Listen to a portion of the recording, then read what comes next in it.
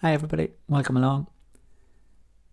Today's poem that we're looking at is by an American poet called Elizabeth Bishop. She was writing her poetry in the 1930s, 40s and 50s. Very famous in America.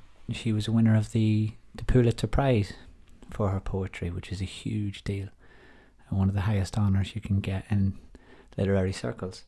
This poem is called Letter to NY, to New York. And she used to send lots of her poems to a publication in New York called The New Yorker magazine, where many of her poems would be published.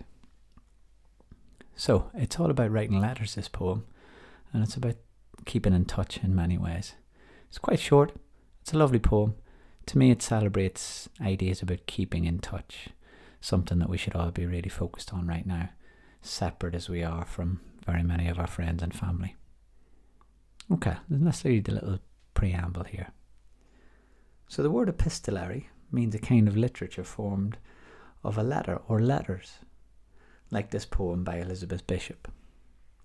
It's an ancient literary technique appearing in the poetry of Ovid, making up some books of the Bible, they're called the epistles, and forming the narrative frameworks for novels, including two very famous ones that you might have heard of, Frankenstein, which is full of letters, and Dracula, which is also made up mainly of letters. So the next time you write a letter or message a friend, why not try writing a poem instead? We've already talked about how it doesn't have to rhyme. Here we go. Letter to NY.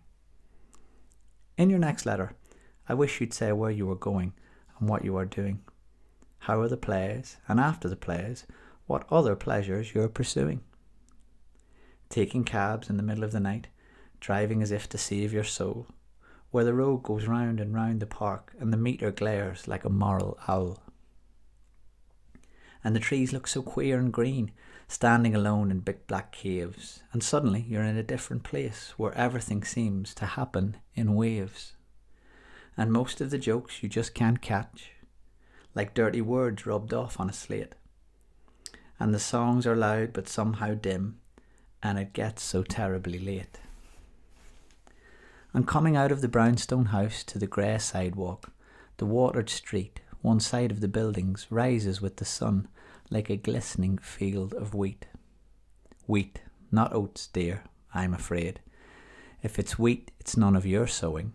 Nevertheless, I'd like to know what you are doing and where you are going.